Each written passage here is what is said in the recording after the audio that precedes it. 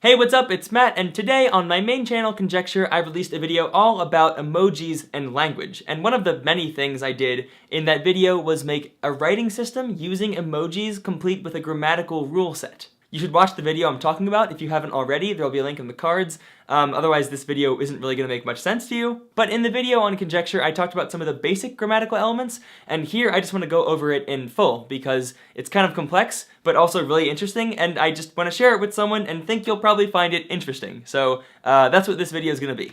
Okay, so to review some stuff from last time, every emoji is represented by a circle. So if this is the emoji for to run, then drawing a line down here would be I run, this would be you run, that'd be he, she, it runs, we run, you plural run, and they run. And then we also talked about how if, again, that's to run, this would be I will run, this would be I ran, and then drawing an X up here makes it negative. That's pretty much everything we talked about last time. The one thing that I didn't mention, which I just forgot, so that was such an awful circle. If you are doing he, she, it, you can differentiate them by adding little tick marks at the end. So if this is to run, this would be he runs, and that is she runs. And then if you're doing something like she ran, you would just do that. And then if you wanted to do he will run, just for the sake of comparison, that's he will run, and that's she ran. Okay, but one of the things I said in the video that I did was there are a lot more complex tenses than what I was just doing, because even here I was just doing he will run, she ran, and there are just more complex tenses than that. So I have them all written out here, and let me show you basically how all of those will work. Okay, so here we have 8 of the 16 tenses that I'll show you, just because they can't all fit on the same page. So these are all present, and then these are all past, right? We have present simple, he speaks, present progressive, he is speaking, present perfect, he has spoken, present perfect progressive, he has been speaking, and then those variations for past, and then future and conditional, which are on the next slide. So for he speaks, this is the same as it always is. It's just a circle this way, and then of course the little thing for he. And now when we go he is speaking, this is when we start adding little elements to this conjugation that I call modifiers, and you'll see what I mean. So for the ing, the gerund, he is speaking, it looks exactly the same as it does before, except we add a circle on the line. That is he is speaking. For he has spoken, even though spoken is past tense, this is still present, right? Because it's he has. So we're going to draw the line out this way for he. In Emojin, this writing system, when we use the verb have as part of a conjugation of a verb, the present tense form of have is represented by a triangle, where the past tense form is represented by a circle. So let me just write that out. Past, well, that's hard to read. Past, have, and this is what I mean by that. So with he has spoken, has is the present tense form of the verb have, so we're going to draw a triangle in the bottom right, and that is he has spoken. Now for he has been speaking, when we use any form of the verb be, it's a dot within that triangle or circle. So this will be any be.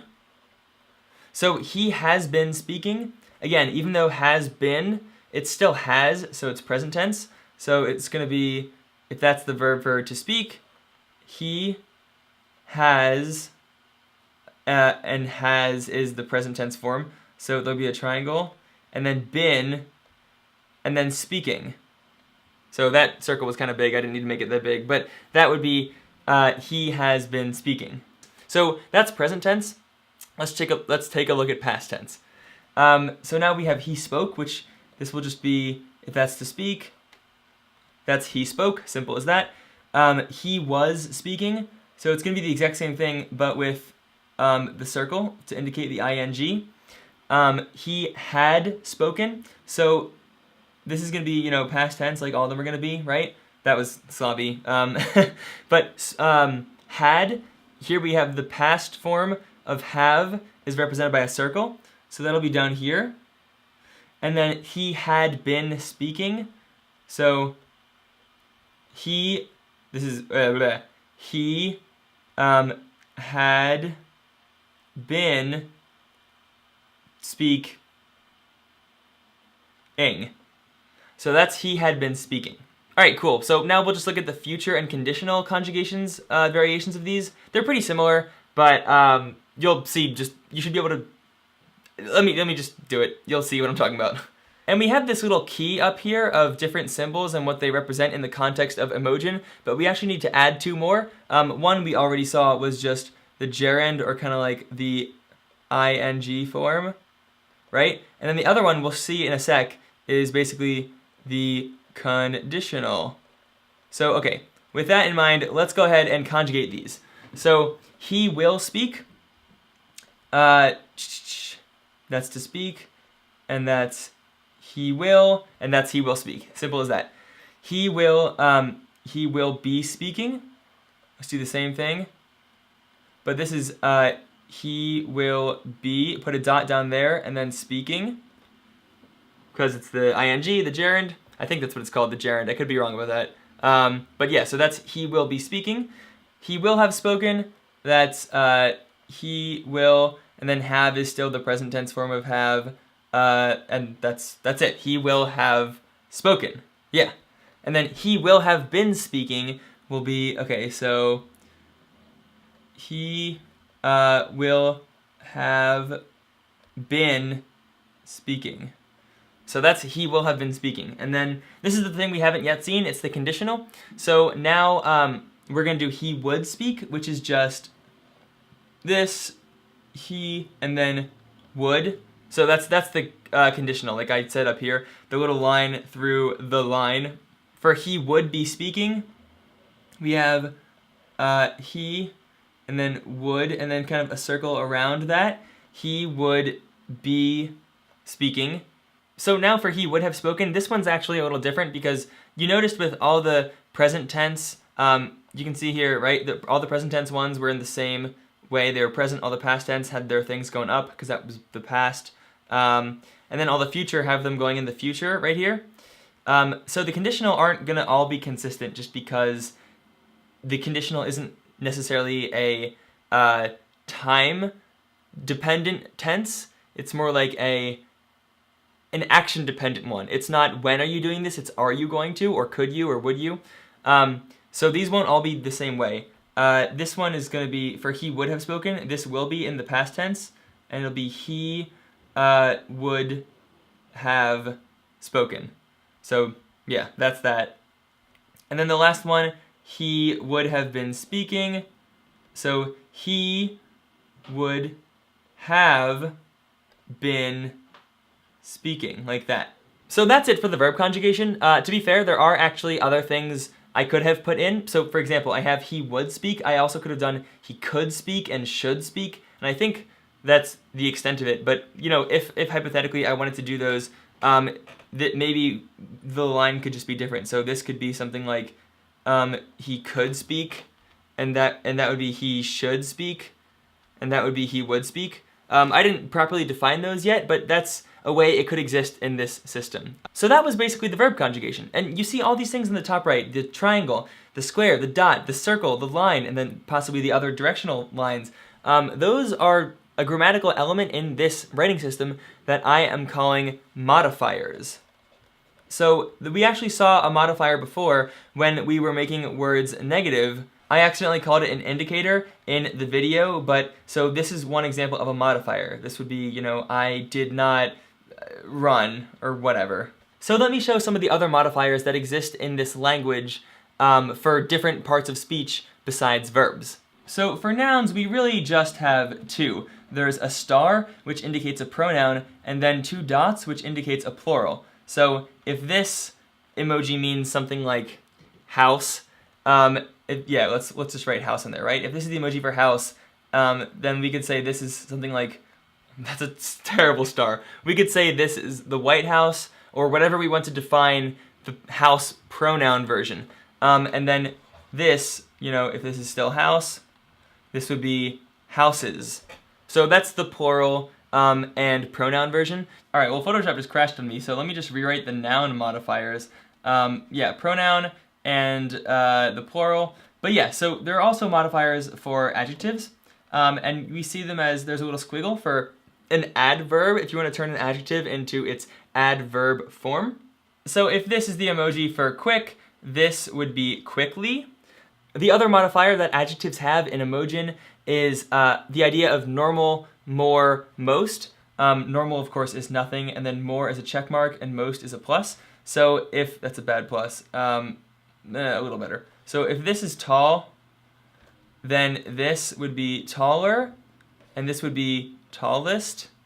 So that's it for the modifiers for adjectives. For verbs, we of course have all the tenses and things that we did. So we have circle for past tense have, triangle for present tense have, a dot for all the forms of be, a circle on the line for the gerund, and then a line on the line for conditional.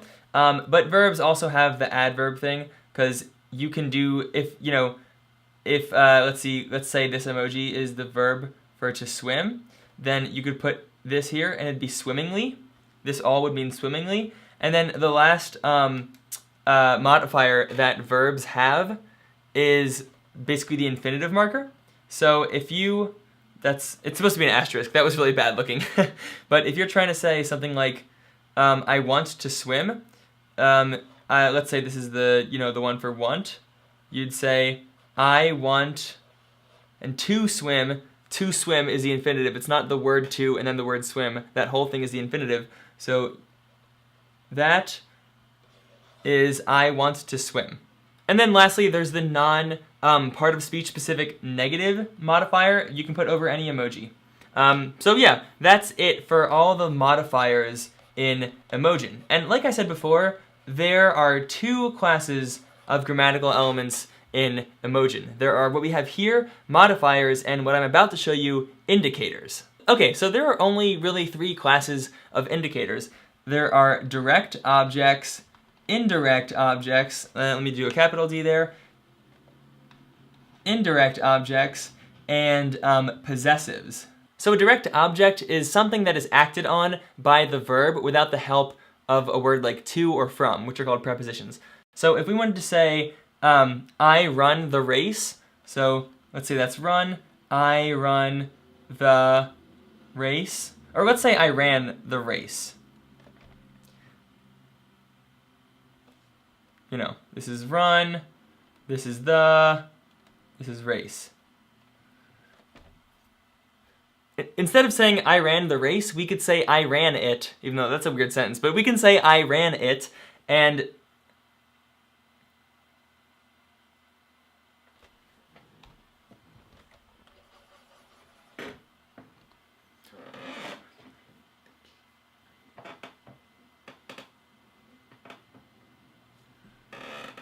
so if we wanted to say I ate the cake in Emojin, that would be, if this is to eat, this would be I ate the cake. The cake.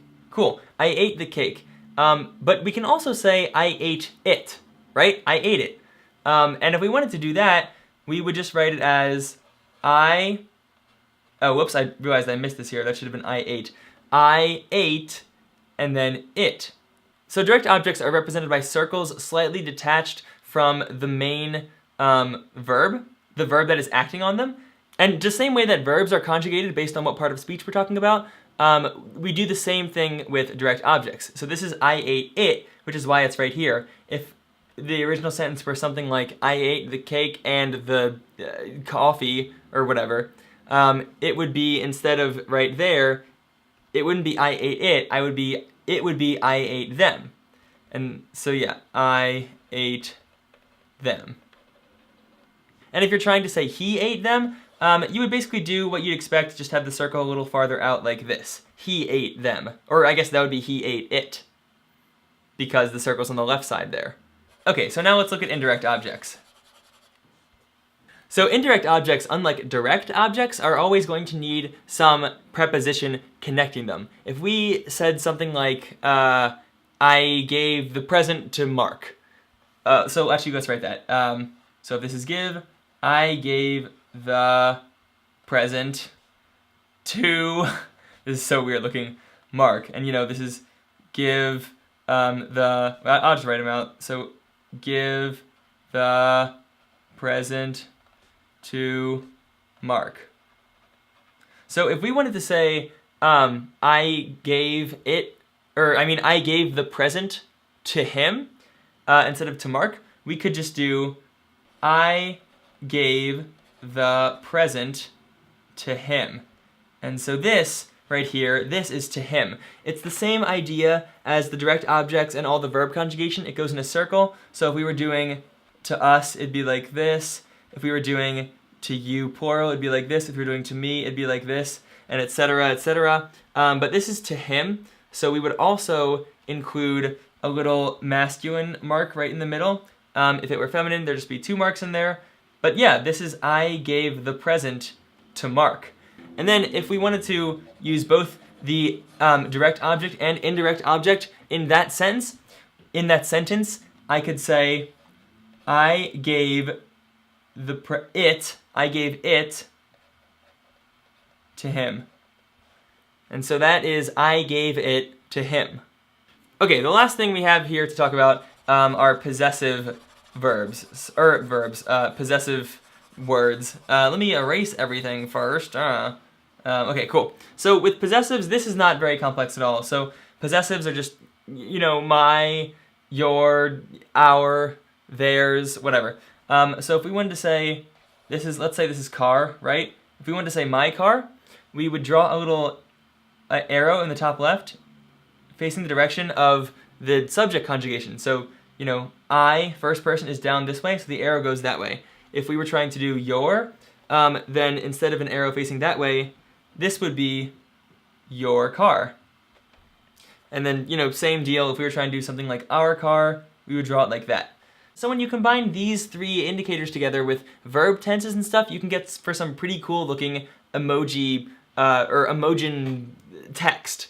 So we could say let's say I have given, so this will be to give, right? I have given, so that's present tense. So I have given, and we'll say something like, let's say this is, I don't know, keys, right? So I have given our keys to her. That's I have given our keys to her, which is, I think, really cool. That looks really weird, but fun.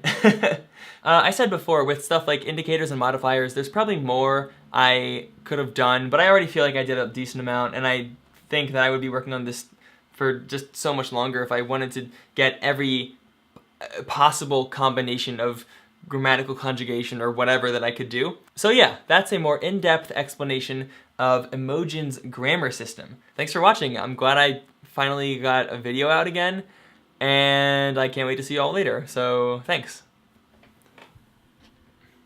Oh, what? I missed